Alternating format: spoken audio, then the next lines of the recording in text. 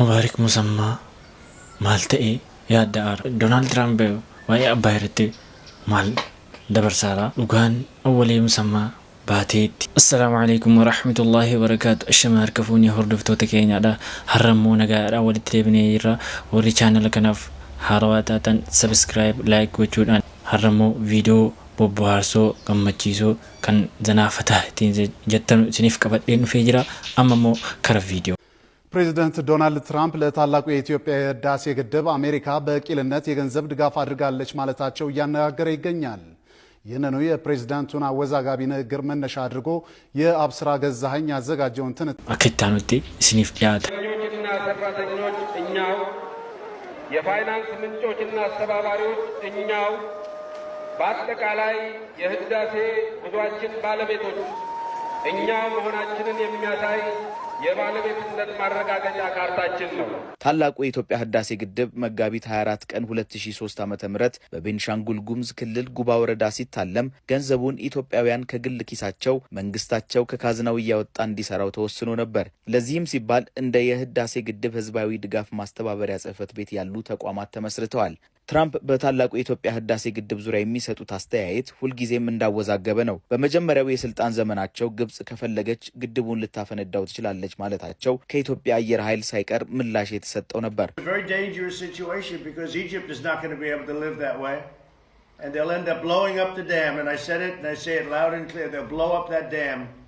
ትራምፕ ከዚህ ዛቻቸው በተቃራኒ በቅርቡ ትሩዝ ሶሻል በሚሉት ገጻቸው ላይ ሲጽፉ ግብጽንና ኢትዮጵያን አስታርቂያቸዋለሁ ብለዋል። ብሻንባይ አማ እርገ ሂደሜ ፋይዳዳፍ ኦሌ አማሞ ኤቢሳ በቃ ከን አኩማ ዱንያት ኤቢፈሜር ሂደሜ ቤከምቲ ከነሙፍ ጂአለማ በረ ኩመለማ ፊ ቁጥሰዴት ጀልቀበ ከነረቲ ኤቢፈሜ ኢትገላ ደማራ ኢሳ ገርሲሱ ያኒሙ ማለራ አሜሪካቱ ገርጋርቴናን ከናውጀተኒ ከረ ቪዲዮ ሲታ ኢትዮጵያ በሚቀጥለው መስከረም ወር ላይ የመጀመሪያ ዙር የጋዝ ምርት ለገበያ ታቀርባለች ሲሉ ጠቅላይ ሚኒስትር ዶክተር አብይ አህመድ ተናገሩ። ያለፉት ዓመታት በዚህ ጉዳይ ላይ ምን ሲሰራ እንደነበር አታውቁም ያሉት ጠቅላይ ሚኒስትሩ ከነገርናችሁ ከውስጥም ከውጭም ጣጣው ስለሚበዛ ነው ዝም ብለን የሰራ ነው ሲሉ ገልጸዋል።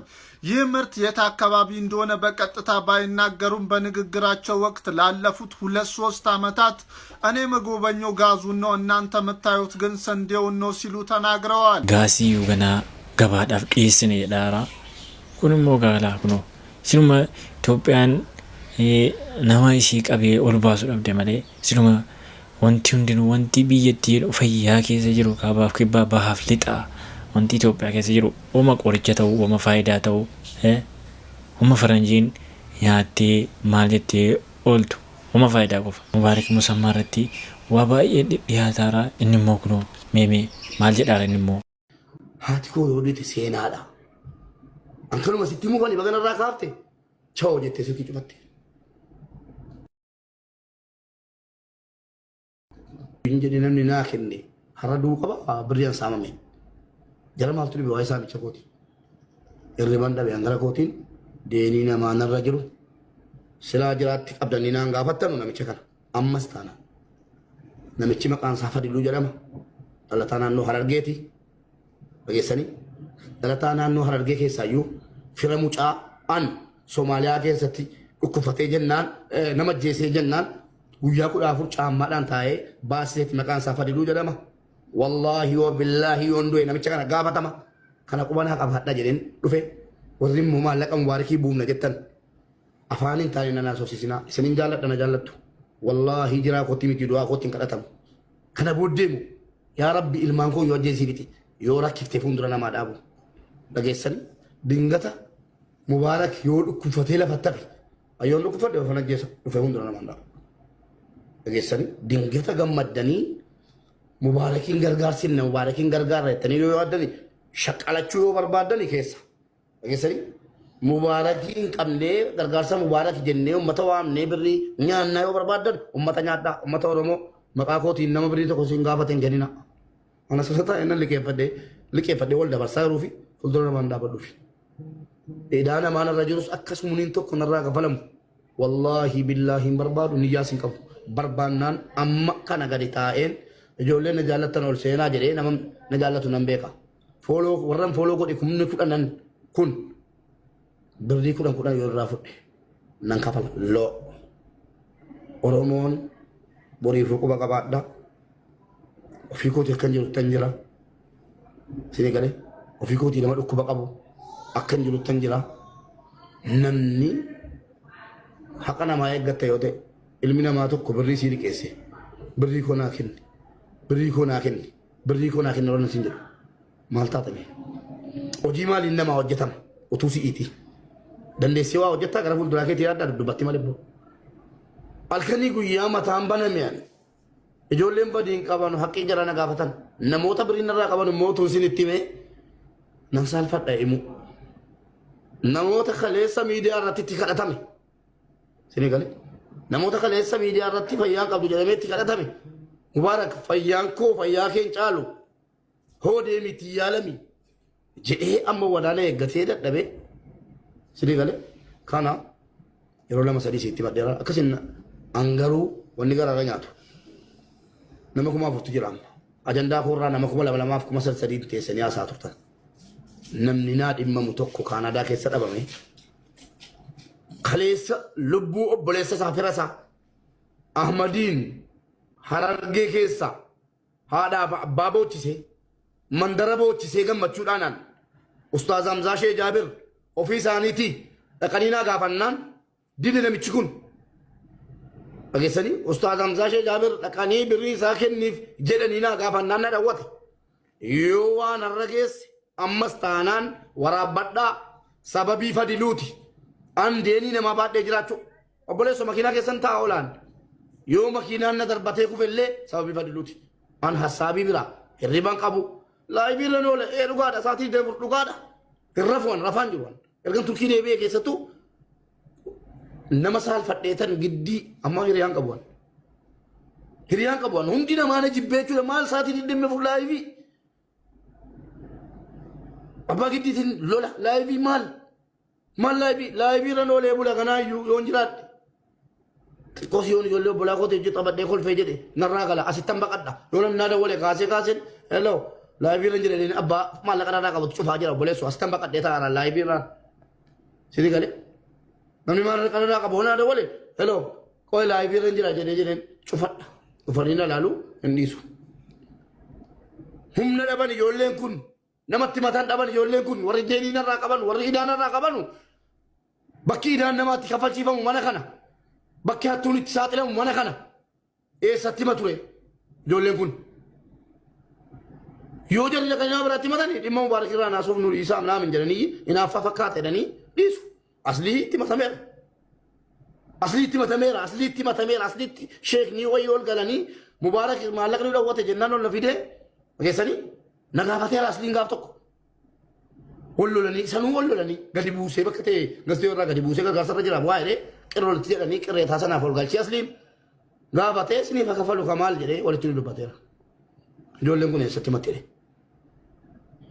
ijoolleen kun eessatti mattire yoo isiin immoo humna dhabde yoo jarri anarraa maallaqa jalaa fudhachuudhaaf humna dhaban sagalee dhaban ijoollee shamarranii kun dhiirri kun kaleessa mubaarak hin du'in jedhee naa liqeesse yoo humna dhabe ani immoo humna ta'eef hin dubbadhaafi jechuudha deenii namaan narra jira namicha eessanii fadiluu jedhamu annaa fuudhaaf siniin jedhu maaliif kanaan dura seetti madhee boo'ee viidiyoo maxxansee suuraa isaa maxxansee ragaa jiru guutuu sinii baasee waan aangoone naa gootuuf miti quba qabaadhaa an isaaf nama galataati kan mucaa Harargee ajjeefamuudhaaf Soomaaliyaa keessatti murteen du'aatti murtaa'ee jennaan birrii miliyoona 4 funaanee fi baasisee fi galata ollaan du'a kooti sababa taara an hafiitii fira isaatiif sababan ta'e dhageessanii hafiitii fira isaatiif sababan ta'e inni immoo du'a kootiif akka sababa taa'aa jiru quba qabaadhaa kanuma mala boriifu maqaan isaa Fadiluu jedhama suuraa isaa siniif maxxansa fixadheera humna barbaadaa jiru dandeessu isa qofaa miti ka Ameerikaa jirus maallaqa koo nama lama sadiitti madheera maanguddummaan dubbata beera naan galle maallaqni koo kan koo miti maallaqichi kan ijoolleeti isa dadheen namarraa liqeeffadhe kan ijoollee mana madaamii keessaati. Maala godhure ijoolleen kun halkanii guyyaatti dawalan halkanii hojjechuun harkaa bade. Ida isin immoo warri ajajaa deemtanii kaffalatanu maal abaarsa abbaa keessanii qabdu moo abaarsa haadha keessanii qabdu waan akkana nama barsiisina. Nama dhadhaan nyaachisan dhagaa nama nyaachisa akkuma jedhamu inni gargaaree maal jedhee kan amma immoo dura nagaadhaan fudhatee kee amma immoo erga inni rakkatee birrii koonaa deebis jedhee jalaa dhokate jaarsummaa kadhatee maal jedhee dide kadhate garuu inni waan innis harkaa fuudhee liqiidhuma namaa kaffaluuf malee ofii lafa kaa'achuuf miti. Namni yeroo fudhatu bo'ee maal jedhee nama harkaa fudhata. Yeroo immoo kaffaluu yeroo nama deebisuu immoo abbicha siree liqeesse sanatu dhaqee ammoos bo'ee kadhatee harkaa fudhachuudha. Gizeechi gizee akkanaati. Haqee ofii kennanii nagaan kadhatee fudhatee kee namni immoo namni barbaade nama baqatu yoo silkii ta'e silkiirraa nama cufatu. Gizeechuma yeroo dhuma kanarra geenyerra. Hiriyaan sammuu maal dubbata? Wanti hundi wajjiniidhaan waliin qabatu. Mubaarak ani ija kootii waan argeensanii ganama yeroo hunda marfee garaa ofiisaatii of waraannata marfee kan sukkaaraa jechuudha. Ni dhukkubsataa jechuudha namni kun. Namni kun tokkoffaa kophaa isaati kan inni bulu. Gurbaan kun amma fakkeenyaa rabbiin fidanii bituu mana sana keessatti hoteela sana keessatti waa ta'ee eenyutu qaqqaba mucaa kana. Mubeentu waa ta'e jennee asuma miidiyaa kana dhuftanii kolfitumti hundumti keessan. Ana dabalatee jechuudha. Inuma kolfina malee homaa wanti sin gootan hin jiru. Inni galee gaggabaabsee waan nan sinii mudhaggeeffadhaa. Mubeeni wallahi jireenyi isaa baay'ee garaana nyaata warra balkaabaa. Namni keessoo isaa qarshii argate sanaa fi ga'uu fi dideenaan warra balkaabaa.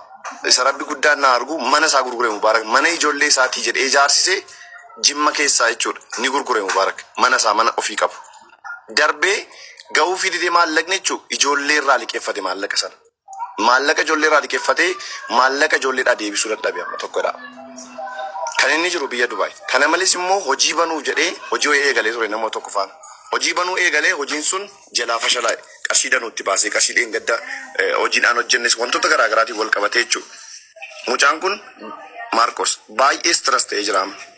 Wallahi nyaatallee nyaatu Mubaarak amma nachi turetti nyaatallee nyaatu kilaasii keessa oolaa achumaan akka ka'een laayiviirraa ka'ee of jajjabeessuudha jedhee hin kolfaa inni iyyaa inaasaa yookiin laayivii numarratti lafa. Lammaffaa mucaan kun boqonnaas hin qabu mucaan kun namni nama kooti jedhee itti siqee haasofsiisu hin jiru. Hundinuu itti qoosa hundinuu itti kolfa.